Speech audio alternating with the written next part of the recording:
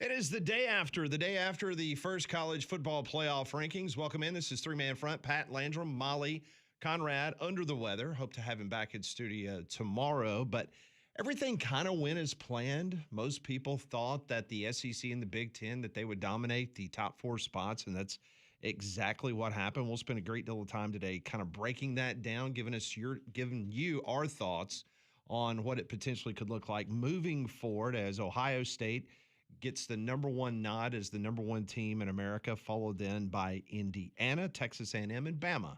So those are the top four teams that would find themselves with first-round byes in the college football playoff. Just your initial thoughts on what you saw last night. Well, it was going to be, I think the initial rankings, as we discussed, was going to be more about, does anything look out of the ordinary? Does anything look peculiar that's going to catch our eye? But no, I thought last night that sends a message at least for right now that they're valuing what the SEC has been doing, and they're certainly paying attention. I also think that this year it's less convoluted, at least at this point right now, Pat, because of conferences like the Big Ten. Of course, the ACC kind of expected, but there's not a whole lot of conflict with a lot of these teams from the SEC. It's pretty plain as day as far as those resumes versus some of the others. Ohio State, number one in the CFP. Only two number one teams in the first CFP rankings have ever gone on to win the national championship. That was back in 2020, in which Alabama knocked off Ohio State for the national championship. And then in 2021, when Georgia finished number one in America as they started number one in the CFP. Interesting, Ohio State, they only have two ranked wins, number 11 Texas and number 23 Washington. They got the nod over Indiana, who's got road wins against number 9 Oregon and number 20 Iowa. There could be an argument, and we're not going to do it in the first rankings, but you could make the argument that Texas A&M should be the number one team in the college football playoff. You beat the number 10 team on the road in South Bend, but when you start looking at the metrics for Texas A&M, ESPN strength of schedule, they're 15. Ohio State's 33. Indiana's 39. So check that box for Texas A&M. If you look at the Massey strength of schedule, that's one of the components in the computers. Texas A&M's 7. Indiana's 34. Ohio State's 44. So that's another box that you could check for Texas A&M. The Sagarin strength of schedule, they've got 11 for Texas A&M, 22 for Ohio State, 50 for Indiana.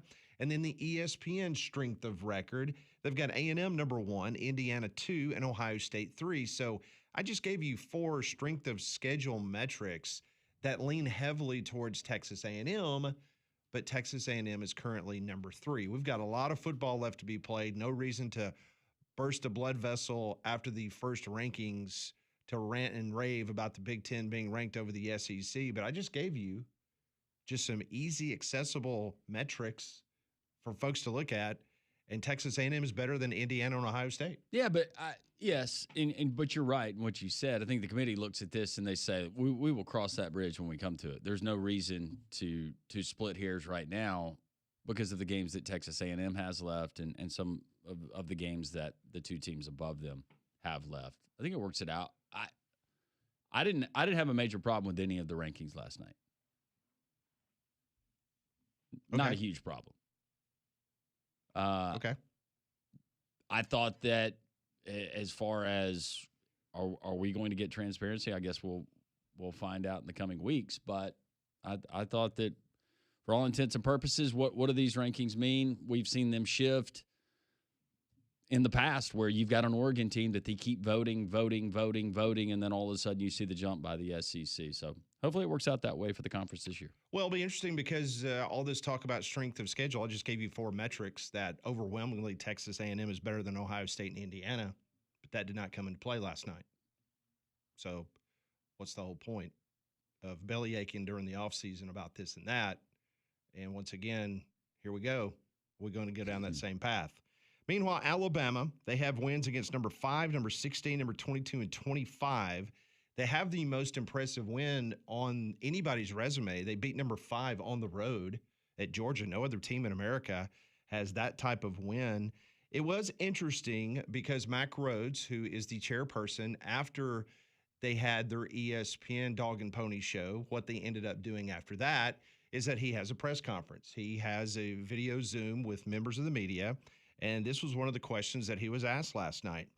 They said, curious about Alabama, kind of what the committee sees in Alabama, kind of what stands out, and why you chose the Crimson Tide over a team like Ole Miss or BYU. This was his reaction, his answer. He says, thank you for your question. I'm not sure when you look at resume, anybody had a better stretch of 4 games. When you think about Alabama, really, really impressive. 2 of those wins on the road, going into Athens, one of the hardest, toughest environments to be able to get out of there with a win. There was certainly discussion about the Florida State loss early on, but just felt like the 4-game stretch, which, by the way, historical in the SEC, nobody has beaten 4 straight ranked teams without a bye. Then they also finish out with a good win against South Carolina. That was the discussion. I think they're getting elite quarterback play right now from Simpson, so a really, really good football team. I think that bodes well for Alabama. Very much so. Keep winning. Just got to keep winning. I even think depending if they drop one, it just depends on. I mean, honestly, most people in this state will tell you that the Auburn game is going to be tough, regardless of whatever anybody's record is. That's the way it is each and every year, especially when you play at Jordan-Hare. But from a metric standpoint, they probably would be better off losing against LSU or in Oklahoma than losing to Auburn. Yes. Because that would ding them more than the other 2. It would ding them, but do you think even if they lost a close one at the end of the season to Auburn, how much is that really going to affect? Well, no, based on what he said last night, it appears that it's baked in the cake with those 4 wins against ranked opponents. Now, those ranked wins, we'll see if those 4 teams stay in the top 25. Because based on all these numbers are where they currently are, right, not when you played them. So, yeah, we'll wait and see. I think Alabama's in good shape, but once again, there are plenty of landmines remaining with their schedule. I saw a list this morning where they were listing the toughest schedules the rest of the way in the SEC, and Alabama's is right up there because it's not going to be a picnic this weekend against a very good defensive team in LSU. You've got Oklahoma, who just went to Rocky Top, got an impressive win. And we mentioned going to Auburn. As a matter of fact, they list Alabama as the 3rd toughest schedule in the SEC the rest of the way. Only that behind Texas and Georgia. Well, the 3 really tough defenses you're going to play down the stretch, but also conversely, look at their offenses and what Alabama's defense is going to have to defend. You could make the argument that, well, Auburn being the worst, but all 3 of those offenses at time have not looked great. So if you look through the rest of the college football playoff rankings, Oregon is at 9. The Ducks have 1 win against a team with a winning record. Mm-hmm. 1. And they're a top 10 team. That's how you do it, Dan. But I tell you what, the love that they are giving Notre Dame, there is no question. They're the highest ranked 2-loss team, and they're a top 10 team. Zero doubt that if they win out, they're in. No, that's just it's going to happen. What's funny is we had this conversation after they lost their second loss and said, just wait. When the rankings come out, Notre Dame keeps winning. They're going to be in there, and sure enough. So I just read you a quote from Mack Rhodes in the post-ESPN press conference he had. He also mentioned this about the Irish. He says the Irish, they do have 2 losses, but it's a total of 4 points against 2 very, very good teams. They lost their starting center, and they've overcome a great deal. They got the best backfield in the country. So that's what he was talking about, the center, overcoming an injured center. And their coach he got overtures early in the season engaging his interest in Florida. Yeah. Add that. But one thing is for sure, if you are living and listening to this radio show in ACC territory, your conference is on life support. It is in bad, bad shape. It is going to be really hard for the ACC not to be just a 1-bid league.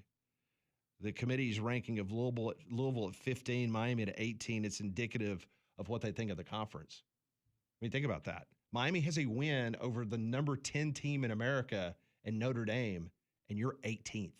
Like there's no way that these two schools, I mean, the ACC's in major trouble. And if you're a fan of the group of 5, not one single group of 5 team was ranked in the top 25. Not one. And guess what?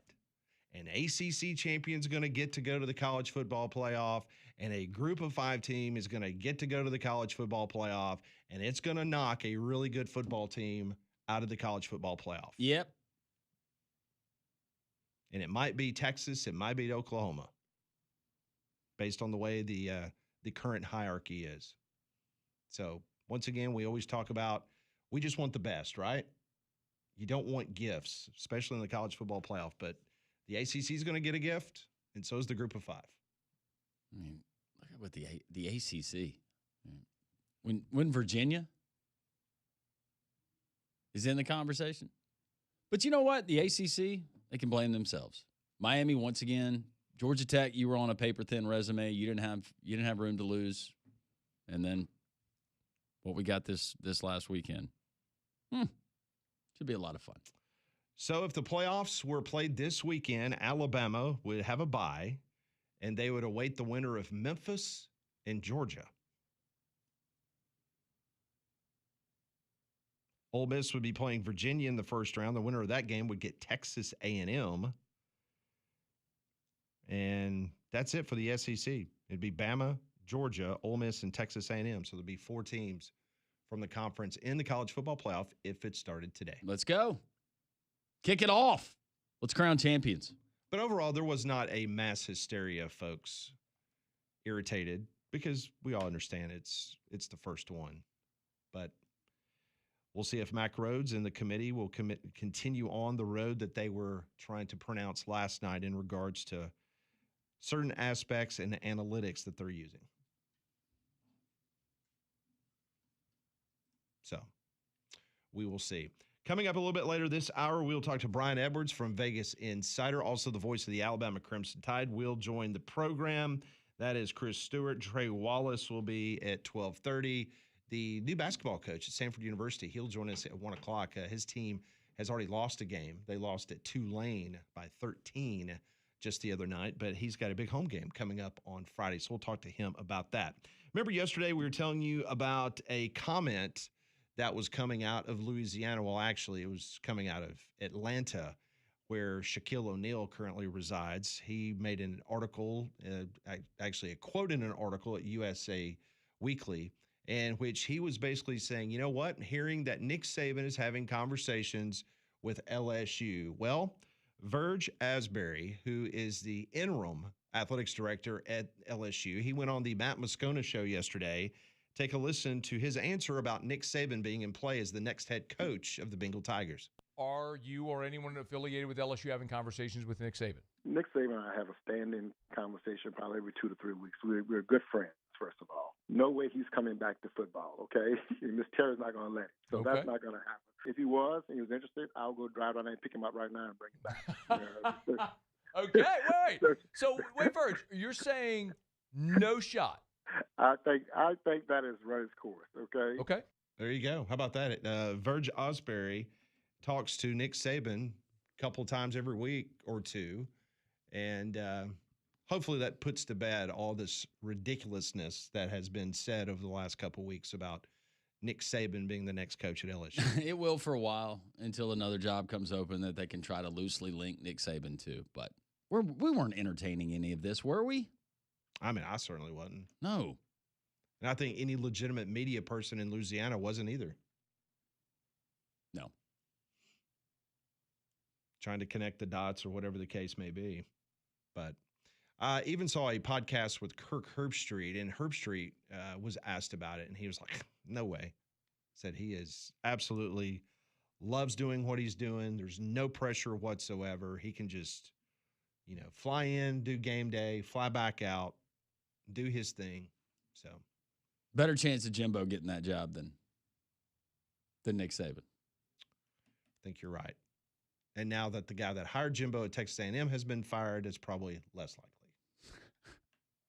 Probably so. What's Scott doing right now? Probably counting his money. Him and Brian Kelly probably on a beach somewhere. Their wives are playing pickleball and Loading his those golf two bag guys onto the cart. Are sitting there drinking on the beach, enjoying life. Yeah. Counting their money. God bless America. What college football has done. Maybe they're hanging out at Ed Orgeron's For so condo many families. in South Beach. Maybe so. Brian Kelly and little brunch, some mimosas with Coach O and his. I'm thinking they're doing weights. Soulmate weights. Yeah, they're doing weights on the beach. Okay. Yeah. All right. Yeah. You've been to South Beach. You know how it is. All those. Got to get lower. Yeah, those muscle folks out there. I didn't see any of that.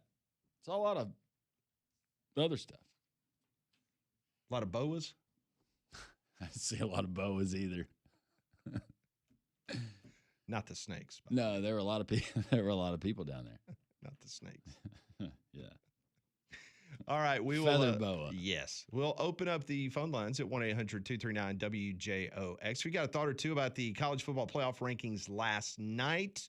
Really nothing to report on the Auburn coaching front. It's going to be that way. It's going to be quiet over the next couple weeks. Already hearing a bunch of rumors of guys that would love the job, others that don't want the job. It's just going to be just one of those roller coaster rides if you're an Auburn fan, based on what's going to happen over the next 3 to 4 weeks. Yep.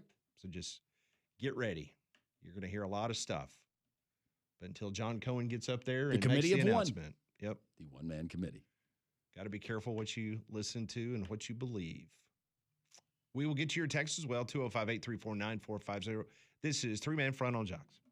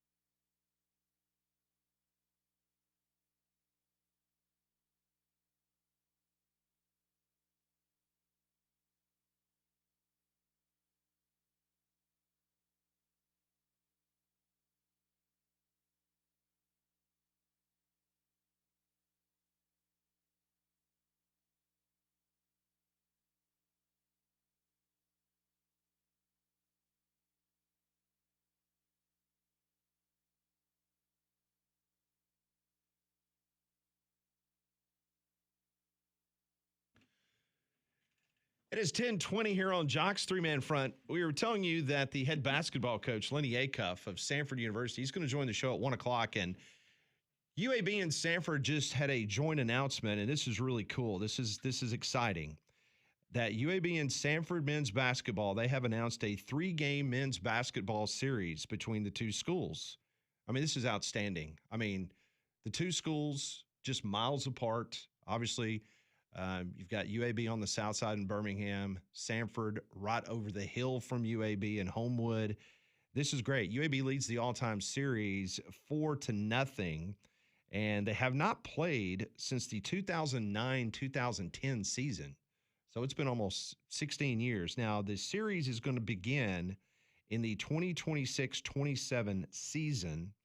They're going to square off at Bartow Arena, the first game in 2026 and 27, before the series shifts across town to the Pete Hanna Center in 27 and 28. The third and final matchup will be back at Bartow Arena. So it'll be a 2-for-1 for UAB. But this is outstanding. You know, we've talked about this for a very long time. I wish UAB and Alabama would play. They've only played one time, and UAB beat Alabama at Coleman Coliseum back during the NIT many, many years ago when David Hobbs was the head coach of the Alabama Crimson Tide.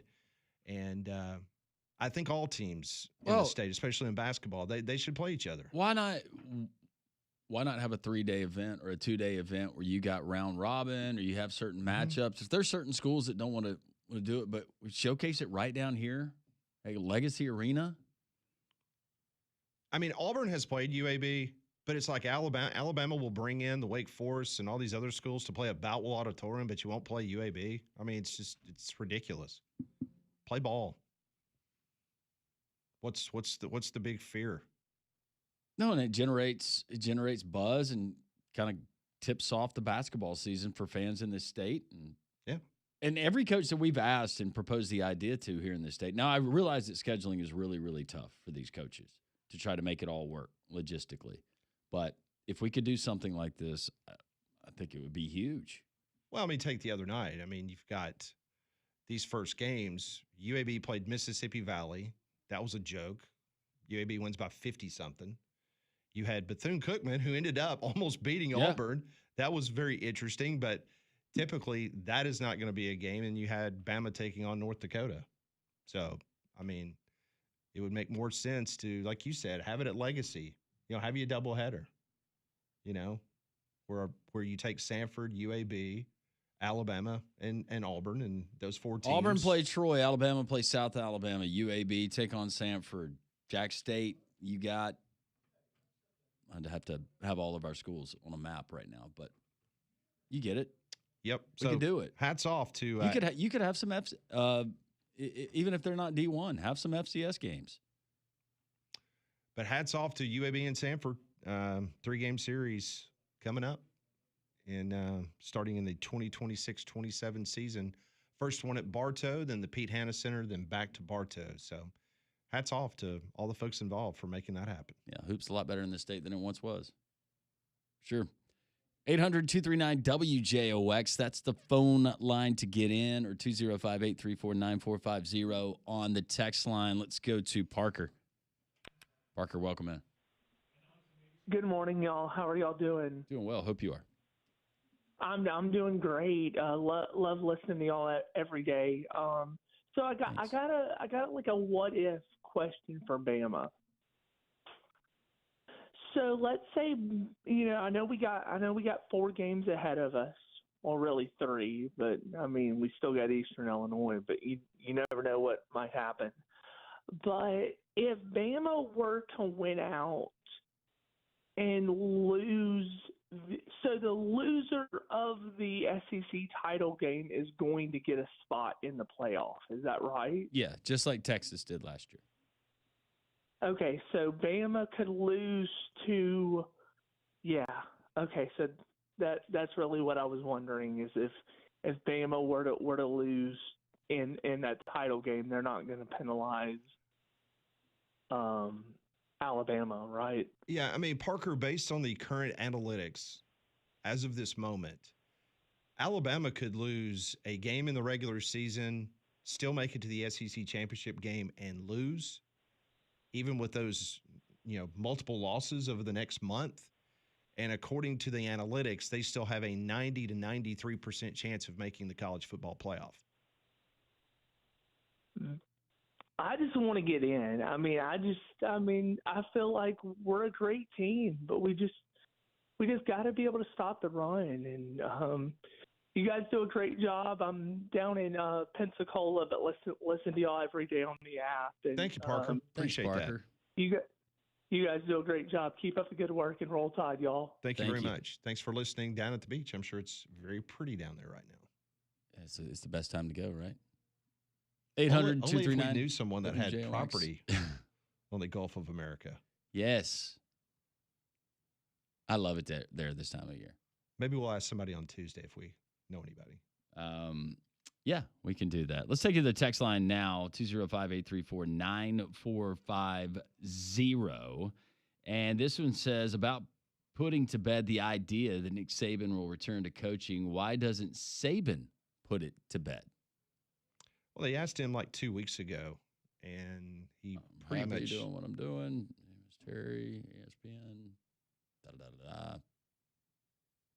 He probably doesn't feel the need to address it, right? This one reads, regarding coaching searches, Dave Bartu said yesterday, when Lane coaches against a team with a better roster, he only wins 37% of the time. Okay. All right. So you're telling me it's all talent. It's not the X's and O's. He can't overcome better talent 63% of the time. 63%. I wonder what everybody else's record is, according to Dave. Dave's got some good stuff, though. Sounds like the locker room is pumped with DJ Durkin. I'd be nervous playing a school with an interim coach with a top 10 roster playing with no care in the world, going back to Alabama and Auburn and potential stumbling blocks for the Tide. Well, you look around college football, it has been an extremely successful formula for teams that have fired their coaches and gone interim, at least the first week after. Paul, big LSU fan, says, I don't think Coach O and Kelly are friends. Yeah, I don't think they are either. I think there was an LOL in there. So the best of the worst in the ACC is going to get in. Yes. Matt in Moundville. Mm-hmm. That is the way that this current system is set up. Drake says, guys, hearing a lot of Auburn and LSU when it comes to who's going to be the next coach, not hearing anything from my Gators. Is that a good thing or a bad thing? I don't know.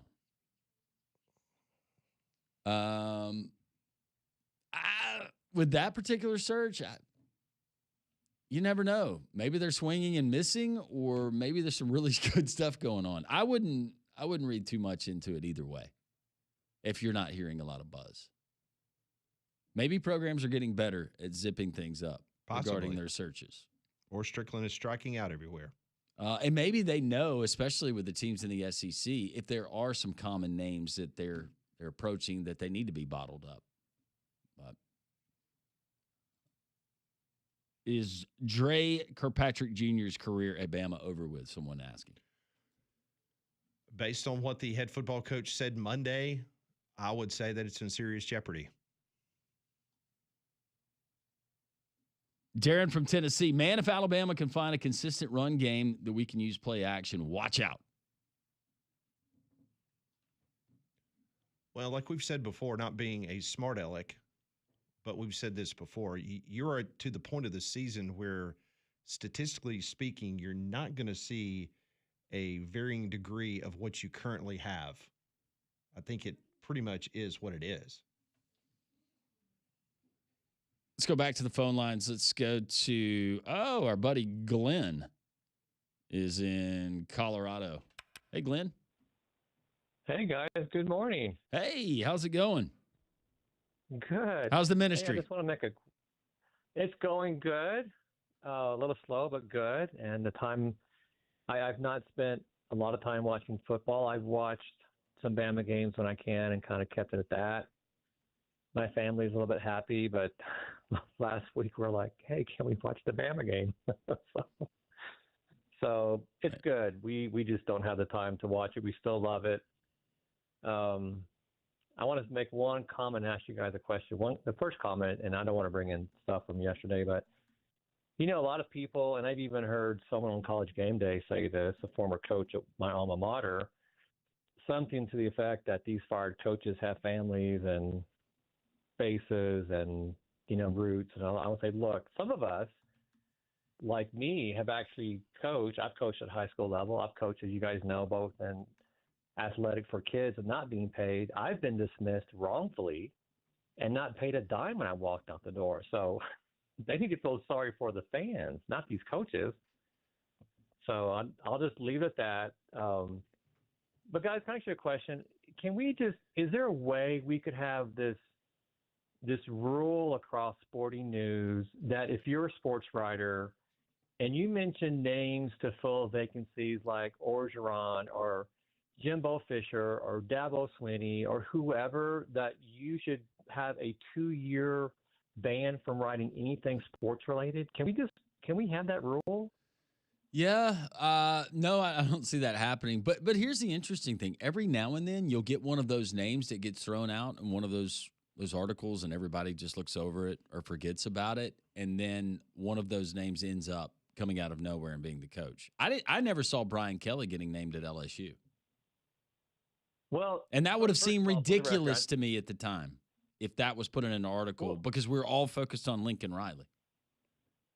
Well, we all were. And by the way, when Kelly was hired, my LSU friend, I said, that's a bad hire. I think now he believes me. But when I see James Franklin being mentioned, especially for an SEC job, like, are you kidding me? Like, seriously, he couldn't win the big game in Big Ten with a soft schedule. So here's the thing. Like, I get it what happened at LSU. I get it what happened at Auburn. Even as a Bama fan, I feel sorry for the Auburn fans. I do, because we've been through it. But can these sports writers just stop the insanity of mentioning these names that just are never going to, like Nick Saban to LSU? Like, as we see out here in Colorado, where did you get that stuff you're smoking from? Because he's not moving. Yeah. He's got more than enough money. How many dealerships does he own? Like 20? Does he really need one more dealership? Yeah, and going back to your comment about James Franklin, I understand the sentiment, but he's had success in the SEC. He's familiar with it. And let's just say, yeah, he couldn't win a Penn State, couldn't win the big one as far as a championship goes. But how many of these programs, like in Arkansas, would cut off digits just to have a consistent 8-9 game per season win coach?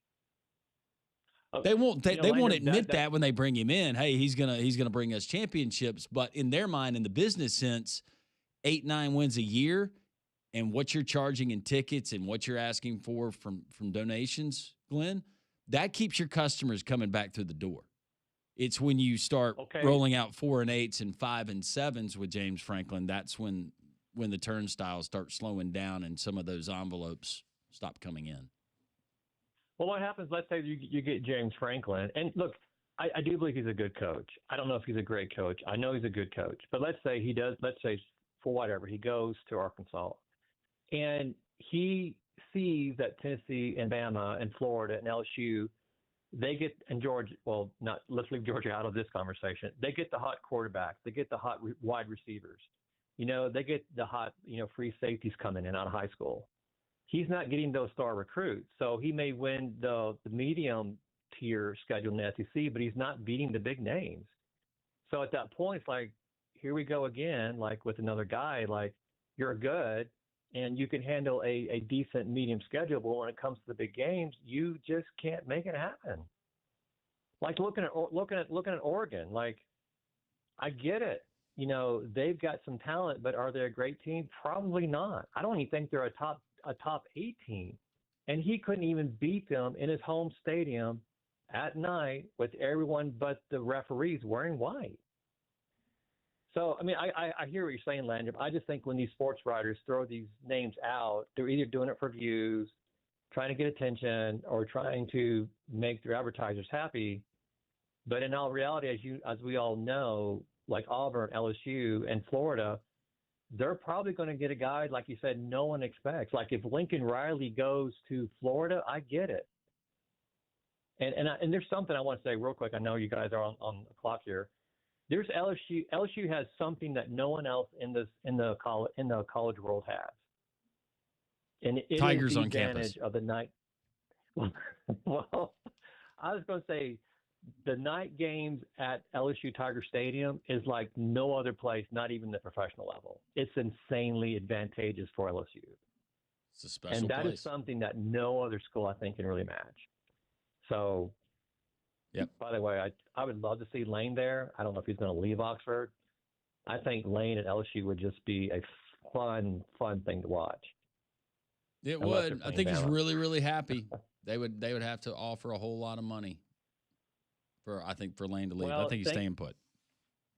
I think he is. And again, by the way, some of your listeners, again, please, I know everyone's welcome to express their opinion, but some of us have actually coached high school. I've coached young kids with little pay to no pay and been torn up publicly and have bad things said about me, my family, walking away with nothing. So when you see these coaches walking away with millions, I wouldn't feel sorry for them.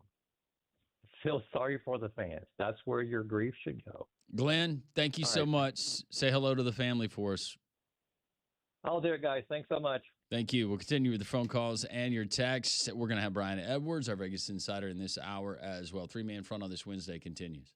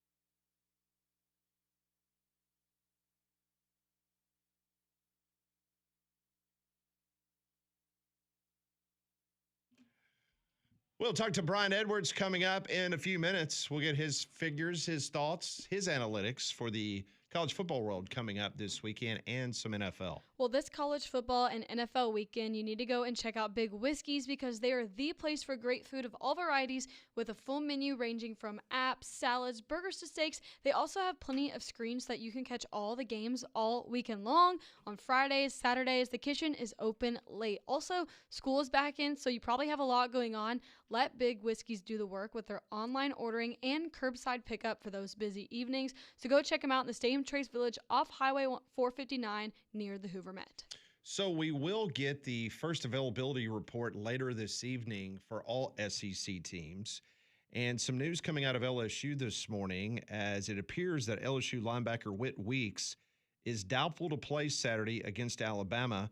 That's what Frank Wilson said this morning on the SEC teleconference. Weeks did not practice on Tuesday and continued to wear a walking boot on his lower right leg.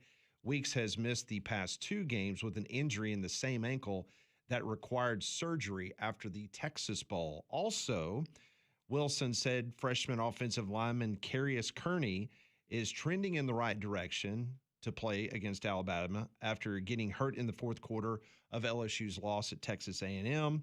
It said Carius will have a chance. I think his progress has been a steady one. He has played more and more in each of his practices, so I'm optimistic. Kearney started at left tackle against A&M in place of redshirt sophomore Tyree Adams, who Wilson said is out with a long-term injury. So that offense for LSU, a little bit banged up, especially on the line. And Whit Weeks, one of their team captains, appears, according to Frank Wilson, will not play this weekend against Alabama. So Ty Simpson and company, happy to hear that, I'm sure. Yeah, it's tough to have guys healthy, especially this time of the year. Do like having the extra bye week now that we get. I think that's proven to be a little bit more beneficial. Just depends on when it hits your schedule, I guess. But for a lot of coaches that I've talked to, it has been welcome on catching up on some things. We were just talking about James Franklin, his record not being able to win the big game. Will you consider Eli Drinkwitz in Missouri the Penn State of the SEC? They've had opportunities the last couple of years, although that Drinkwitz has won double digits. It seems like they have not won the right games to kind of propel them on to the next conversation. Got some nice wins, but right now you're 6-2 and you've not beaten a ranked team or a team that is ranked. Would their biggest win be in the Cotton Bowl against Ohio State a couple years ago? When Ohio State was using their 4th-string quarterback? Wasn't that the case? Hey, the record book doesn't say that, Pat. No, I understand that. Don't remind us. But, yeah, that would have been their biggest win. Yeah, in the bowl game. Yeah, the Cotton Bowl. That went way, way under the total. Yeah, there wasn't a lot of scoring in that game, which makes perfect sense. Speaking of scoring and the over-unders, Brian Edwards from Vegas Insider joins us next.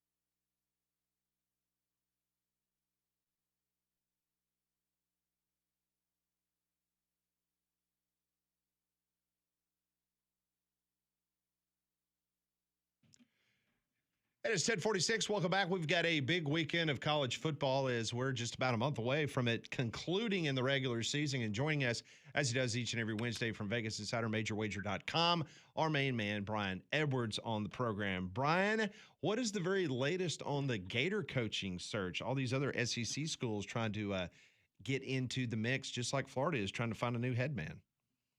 Oh, I don't think there's anything. I mean, maybe some stuff going on behind the scenes, but I would imagine we're just waiting on Lane to,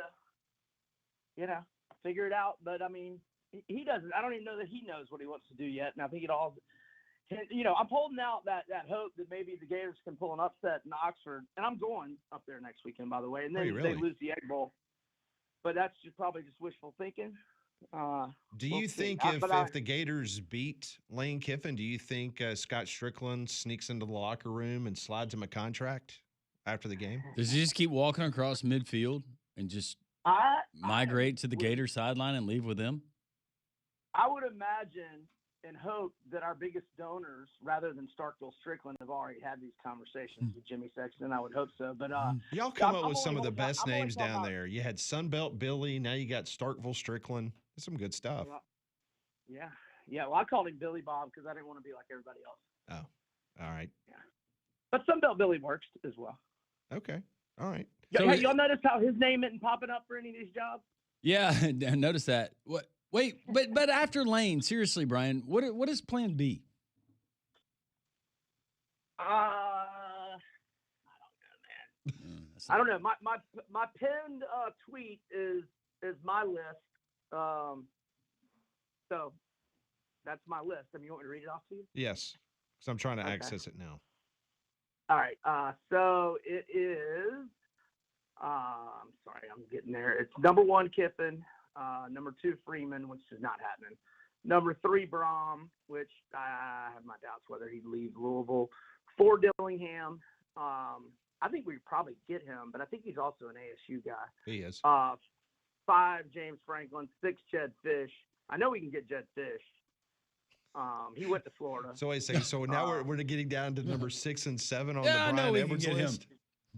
Did you notice my enthusiasm waning with each name? Very much so.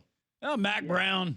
But here's where He's not doing anything. Here's where I'm curious though. So you said you got Kiffin 1, and then when you mentioned Marcus Freeman, you said he's not leaving. What makes you think that Lane would leave Oxford, but Marcus Freeman would stay in South Bend? Income tax. I think Kiffin wants to leave, but I don't know that he's gonna. Okay. Making the playoffs, kind of like him making the playoffs, that makes things very, very, very complicated. That's why I was talking about hopefully Florida's win at Ole Miss, because they may lose the Egg Bowl. I mean, Mississippi State's 3 plays away from being 8-1, and they're a covering machine, and I'm back on them again this week, by the way. All right, well, let's start with Mississippi State. Let's start there, as the Georgia Bulldogs will be hosting the Dogs from Georgia. Right now, I think Mississippi State is plus 8.5, and based on what you just said, I guess you're loading up on the Starkville boys.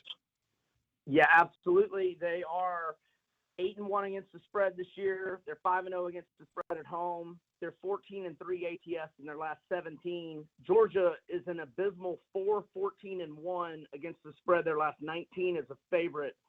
Georgia has trailed at halftime in 5 of their 7 SEC games. They've trailed or been tied at halftime in 6 of their SEC games. The lone exception being Kentucky at home. I just don't know, are they just going to start blowing teams out all of a sudden? I mean, and it's a total sandwich spot. They've got a monster game against Texas next week, and they were, rivalry game against Florida last week. I like Mississippi State plus 8.5. All right, let's talk about your Gators. They're taking on the Kentucky Wildcats. How about Kentucky with a little pep in their step after a 10-point output in a win there at Jordan-Hare Stadium last weekend? Right. Yeah, I have to take the Gators at 3. I don't have any cute stats. The Gators are 0 for on the road, straight up and against the spread. I just think they're a lot better than Kentucky. Now, maybe they fall victim of a little bit of a letdown, maybe. But, I mean, I'm hoping they're, have motivation to get bowl eligible, hopefully. We'll see. Gators -3, but, I mean, it's not a huge opinion by any means. All right, let's talk about Alabama taking on the interim head coach, Frank Wilson, and the LSU Bengal Tigers as they come to Tuscaloosa. I'm sitting here trying to find an updated line. I know it's been bouncing back and forth between 9.5 or 10. You might have it in front of you, Brian. Where 9.5 at FanDuel, 10 everywhere else. Okay. You got to play here one way or another. At 10 or fewer, I like Bama, 4-0 both straight up and ATS. This year wins by margins of 73, 24, 16, and 17. Under Kalen DeBoer, 11-0 straight up, 9-2 against the spread at home. Ty Simpson playing great football, 20 touchdown passes, only 1 interception. And Bama is, for such a big-time rivalry, Bama's 12-2 straight up the last 14, which means nothing laying 10, but they have won by double-digit margins in 9 of those 12 wins, including the last two, 42-13 and 42-28. I like Bama. All right, another interim coach game. DJ Dirk and the Auburn Tigers, they take on Vanderbilt. I think Vandy around a touchdown favorite. Seems pretty cut and dry. What says you? 6.5 at most books. Auburn's defense scares me a little bit. And, I mean, obviously I'm going against LSU, but most of these teams are getting a little bump from the interim coach's first game. I think it's 8-2 against the spread this year. Florida being another cover last week. The only non-covers were Colorado State after they fired their guy and Virginia Tech after they fired Pry. So all I'm saying is I'm a little nervous. Auburn's defense is like top. I mean, I think they're top 5 statistically, but I mean, I don't care. The eye test, they're top 5 in the country. Offense, horrible. But it just kind of scares me a little bit. And Diego is Hugh Freeze's daddy, so I feel like Auburn's got a chance with Freeze gone. So, look, I like Vandy if you want to do a teaser or money line parlay, but I'm just hesitant to lay 6.5 with Vandy. How about a player prop? Give us one in college football. Is there one in particular you care about? Maybe one in the SEC? A lot of my player prop guys are off this week, but I'll go with Connor Wegman to score a touchdown Friday night in the Houston at UCF game, and I lean Houston -1.5 there. Wegman has 9 rushing touchdowns this year, and wait, is he the one that has 11? Hold on, let me look at my notes here. Wegman, where is he? He has 9 rushing touchdowns, but he scored a touchdown in 7 of their 9 games, and his anytime touchdown prop is -120. So there's a player prop there. I'm not against the Diego Pavia anytime touchdown. I'm never against that. I haven't looked. I think it was even money last week. Maybe it's like -120 or -130. What about Marcel Reed, his rushing yards? Oh, yes. Sorry, I forgot about that one. Yeah, over 38.5 on him. He's had 55 and 108 the last 2 games. I've made this bet 3 games in a row for the Aggies. I started with the Florida game. Now, he was only 29.5 that night, and he cashed, but they've given it a little bump up. I think it was 32.5 last game. It was 38.5 this time, but I still like it over. And, I don't like that game because I don't know if you guys were watching the second half of Missouri-Vandy. That freshman quarterback's pretty good, and he's a gamer. Yeah. I mean, he came in playing hard, running the ball. He's a big guy, good arm. So I don't think people should just be laying the points blindly with A&M thinking Mizzou's QB is out, and so this is going to be a cakewalk. I mean, I'm not saying I'm betting Mizzou because I'm not, but I'd be careful there. All right, 15 or 10 seconds. Tell me Tulane, Memphis. Who do you like? I like Memphis. All right, Memphis at home.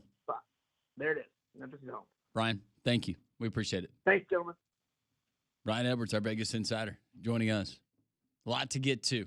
He joined us on the Higginbotham Hotline. You deserve solutions that are built for you. Higginbotham is your one-source solution for insurance, financial, and HR services. Voice of the Tide, Chris Stewart, following the bye week, getting ready for the Bayou Bengals. He joins us next.